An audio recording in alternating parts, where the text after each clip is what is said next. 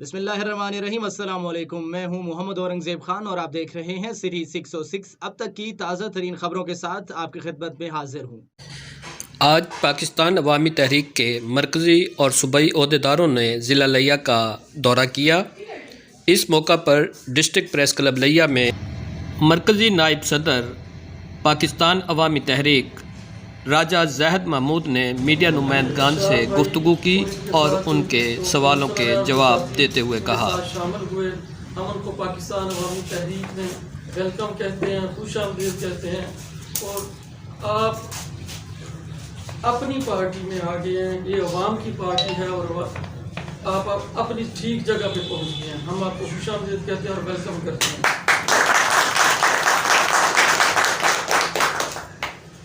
دوسرا،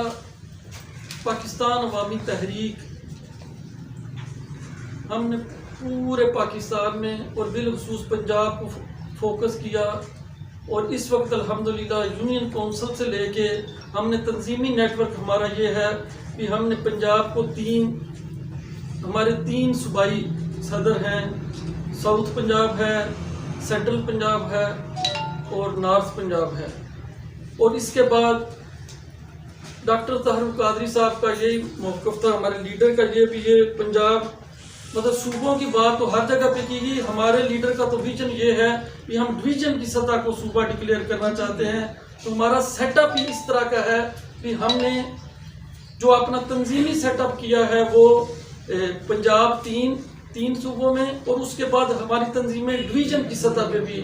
ہر ڈویژن کی سطح پہ ہماری تنظیم ہے، اور اس کے بعد ڈسٹرکٹ ہے، اس کے بعد ہم نے پی حلقہ جات پہ اور یونین کونسل پہ، اور اب ہم یونین کونسل سے بھی انشاءاللہ نیچے یونٹ قائم کرنے جا رہے ہیں۔ اور پاکستان عوامی تحریک اور تحریک منہاج القرآن، ظاہری بات ہے یہ عام روایتی جماعت نہیں ہے، ہمارا عوام، ہماری طاقت بھی عوام ہے، اور ہم اپنے کارکنوں کی طاقت کے ساتھ جس شعبے میں بھی جائیں کام کرتے ہیں۔ اور پاکستان عوامی تحریک کیونکہ یہ اس کے علاوہ تحریک منہاج القرآن ہے، یوتھ لیگ ہے، MSM ہے، ویمن لیگ ہے، علماء مشائخ، یہ سارے کے ساتھ مل کے پاکستان عوامی تحریک ایک اس طرح کی سیاسی پارٹی ہے۔ ہم داندلی کے ساتھ تو نہیں الیکشن لڑ سکتے، لیکن ہماری سب سے بڑی طاقت ہمارا تنظیمی سیٹ اپ ہے، اور اسی کے ساتھ انشاءاللہ پاکستان عوامی تحریک نے فیصلہ کیا ہے کہ ہم اس بلدیاتی الیکشن میں بھرپور حصہ لیں گے، اور اس کی ایک بڑی مثال آپ کے سامنے ہے کہ ارشاد بھائی جیسے اور جتنے ساتھی اس طرح کے ہیں، وہ جوک تک دور پورے پنجاب میں اب پاکستان عوامی تحریک میں لوگ شامل ہو رہے ہیں، اور ہم ان کو ویلکم کر رہے ہیں۔ ایسے میرا آپ سے کوشچن یہ ہے کہ آپ نے ایک دھرنا دیا تھا محترم عمران خان وزیر اعظم پاکستان کے ہمراہ اسلام آباد میں، اس دھرنے میں آپ کا جو ایم تھا، منشور تھا، وہ ماڈل ٹاؤن کے جو شہداء ہیں ان کا مقدمات اور ان کے ملزمات کو کیفر کردار تک پہنچانا۔ آپ عمران خان حکومت میں آ چکے ہیں، اس وقت آپ کے اتحادی تھے، اب آپ کے اس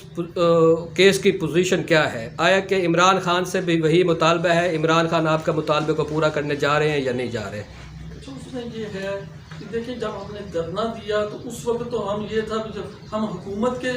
ایک حکومت نے ہمارے ساتھ جو ظلم کیا تھا وہ میڈیا پہ سب نے دیکھا اور آپ سب کے سامنے تھا، تو اس کے لیے ہم نکلے، اور اس دھرنے کا اختتام یہ ہوا بھی ہماری FIR کاٹی گئی، اس کے بعد ہم قانون کے سامنے کھڑے ہو گئے، اور اب ہمارے سارے کیسز کورٹس میں ہیں۔ اب عدالتوں کا نظام جو جس طرح کا ہے پاکستان میں، کیونکہ میری پارٹی اور میرے لیڈر کا موقف ہی یہ ہے کہ یہ سسٹم ہمیں چلنے نہیں دیتا، اور اس سسٹم کے تحت ہی،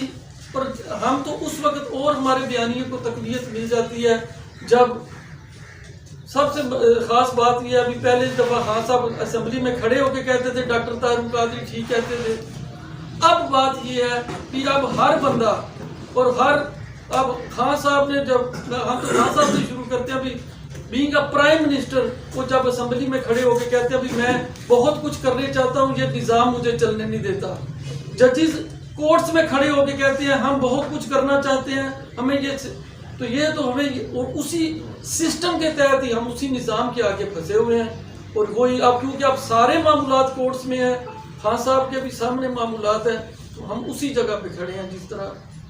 تو سڑکوں پہ ہم اس لیے نہیں آ سکتے کیونکہ اگلا سوال یہ کریں گے ابھی اب آپ سڑکوں پہ کیونکہ سارے اب معاملات کورٹس میں ہیں، ہم کورٹس کو راجہ صاحب کی بات کو آگے بڑھاتا ہوں کہ ایک ایگزیکٹو جو ہے نا مقدمات کے ایک ایگزیکٹو پورشن تھا جو گورنمنٹ کی طرف سے تعاون تھا، ایک تھا عدالتوں کی طرف سے. جو ہمارے جوڈیشری کے معاملات ہیں وہ تو عدالتوں میں ہیں، لیکن ایگزیکٹو کی طرف سے گورنمنٹ کی طرف سے ہمیں ماڈل ٹاؤن کے سانحہ میں انصاف لینے کے لیے کوئی کوآپریشن نہیں ملا. صاحب میرا کوشچن یہ ہے کہ تحریک لبیک پاکستان نے دھرنا دیا، توڑ پھوڑ ہوئی، معاملات کچھ ہوئے، اس کے بعد اسٹیٹ جو ہے ان کے سامنے گھٹنے ٹیک گئی اور ان کے تمام ان کو کلعدم کا لیول بھی ان پہ سے ہٹا دیا گیا، ایک سیاسی پارٹی ان کو ڈکلیئر کر دیا گیا. تو آپ لوگ اب تک ان شہداء کا جو ہے وہ حساب نہیں لے سکے. آخر کیا ایسی جو حکمت عملی چل رہی ہے اس پہ بھی کیا غور کیا جا سکتا ہے؟ اس میں آپ یہ دیکھ لینا کہ ہمارے لیڈر نے جس طرح ہماری تربیت کی ہے، انہوں نے ہر جگہ پہ ایک ہی فرماتے تھے نا بھی ہم جو کچھ بھی کریں گے نہ ایک پتا ٹوٹے گا نہ کوئی گملہ ٹوٹے گا، اور جس تربیت ہم اسی طرح. اور سب سے بڑی بات جب ہم کو ہمارے سارے معاملات کورٹس میں چلے گئے تو ہم آخری ٹائم تک عدالت کو دیکھیں گے، اس کے بعد نیا عمل جس طرح کا ہوگا وہ بنائیں گے. ایسا معاملات چلے گئے، معاملات آپ کے کورس میں چلے گئے، تو اس کا مطلب آپ کیا کہتے ہیں کہ جو پہلے والی حکمت عملی تھی جی وہ جو پہلے والی روڈز اور پروٹیسٹ والی، پہلا پروٹیسٹ ہمارا یہ تھا بھی جس گورنمنٹ کے ہم جس نے یہ سب کچھ کروایا تھا، اسٹیٹ نے جو کیا ہم اس کے اگینسٹ احتجاج کرتے تھے. اس احتجاج کے تحت ہی ہماری ایف آئی آر کا اتنا بڑا جو دھرنا ہوا اس کے عوض ہی ہماری وہ ایف آئی آر کاٹی گئی. اور اس کے بعد اب یہ وہ آپ یقیناً اپڈیٹ ہوں گے. آپ اس وقت کورٹس پہ آپ کو اعتماد نہیں تھا؟ نہیں، اب تھوڑا سا میں پس منظر میں گاڑی سے بتا دوں. اس وقت جو ہے نا ہمارے ساتھ جو سانحہ ماڈل ٹاؤن ہوا، اس کے بعد جو اگلا حکومتی سطح پہ جو بدماشی ہوئی وہ یہ ہوئی کہ اس سانحہ ماڈل ٹاؤن کی ایف آئی آر بھی ہم پر دی گئی، قائد انقلاب کے بیٹوں پر دی گئی جو باہر بیٹھے تھے، ہمارے قائدین پر دی گئی. تو اس کو کہ وقوع بھی ہمارے ساتھ ہوا، شہداء بھی ہمارے ہوئے، اور ایف آئی آر بھی اس وقوع کی گورنمنٹ کی مدعیت میں ہمارے خلاف دی گئی تھی. اس لیے ہم روڈ پہ آئے، پروٹیسٹ کیا، اور آرمی چیف کی ان کی جو ہے نا مداخلت پر جا کر پھر صحیح ملزمان کے خلاف ہماری ایف آئی آر ہوئی. اب وہ جو ایف آئی آر ہے اس کو ہم پروٹیسٹ کر رہے ہیں. اس کو پھر جی آئی ٹی بنی سپریم کورٹ کے آرڈر سے، تو اس کو محترم جو ہے ہماری معزز عدالت لاہور ہائی کورٹ نے اس جی آئی ٹی کو کر دیا، بین کر دیا. اب وہ جی آئی ٹی کو بحال کرنے کے لیے بھی ہمارے کیس عدالت میں ہے، اور استغاثہ پھر پرائیویٹ کمپلینٹ جو ہے اس میں تقریباً ایویڈنس ہماری مکمل ہو گئی ہے. وہ اب کورٹ کے رحم و کرم پہ ہمارا کیس ہے. ہمارا عمران خان صاحب کی حکومت سے بالکل یہ گلہ بنتا ہے، ضرور ہے کہ ایگزیکٹو جو لوگ ماڈل ٹاؤن کے سانحے میں موجود تھے، جنہوں نے یہ بیوروکریسی میں سے ان لوگوں کو انہوں نے پروموشنیں دے کر اعلیٰ عہدوں پر فیض کیا، بجائے اس کے کہ ان کو سائڈ پہ کرتے تاکہ ہمیں انصاف میں فراہمی ہوتی، جلدی انصاف ملتا. انہوں نے ان کو اعلیٰ عہدوں پہ ان کی تعیناتیاں کی، تقرریاں کی، ان سے اگلے گریڈوں میں ان کو پروموشنیں دے کر وہاں ان کو کھڑا کیا، جو انصاف کے رستے میں ایک بہت بڑی رکاوٹ ہے. میرا آپ سے سوال یہ ہے کہ جن لوگوں کے خلاف سانحہ ماڈل ٹاؤن کی ایف آئی آر درج ہوئی ہے وہ ملزمان آیا کہ ضمانت پر ہیں یا طاقتور ہیں، اس لیے ان کے اوپر قانون ہاتھ نہیں ڈال رہا؟ اور اگر وہ ضمانت پر نہیں ہے تو آپ کس پلیٹ فارم پہ جا کے ان کے خلاف پھر احتجاج کریں گے؟ دیکھیں جی، وہ یہ ایک نظام ایسا ہے کہ اس میں جو بکری چور ہے وہ سزا پاتا ہے، اور جو پورا ملک لوٹ گیا اس کو باعزت طریقے سے حکومت سپیس دے کے باہر بھیج دیتی ہے. جو چور ہیں، چھوٹے چور، وہ جیلوں میں ہیں، اور جو بڑے چور اور ڈاکو ہیں وہ اقتدار پر براجمان ہیں. تو وہ رکاوٹیں جو نظام کی رکاوٹیں، وہ اس سسٹم میں بڑے چوروں پر ہاتھ ڈالنے کے لیے یہ سسٹم بالکل مفلوج ہو چکا ہے. چھوٹے چور جو ہیں وہ ہماری زد میں ہیں، بڑے چوروں کو بھی ہم سپریم کورٹ تک ان کا بھی پرسو کر رہے ہیں، اور اس مروجہ جو سسٹم ہم میں ہے اس کی روشنی میں ہم ان کے بھی پیچھے لگے ہوئے ہیں. انشاءاللہ ایک دن آئے گا کہ ہم ان تک پہنچیں گے اور پھانسی کے پھندے ان کے گلے میں ڈالیں گے انشاءاللہ بذریعہ عدالت. بغیر اگر ہم मैं एक बात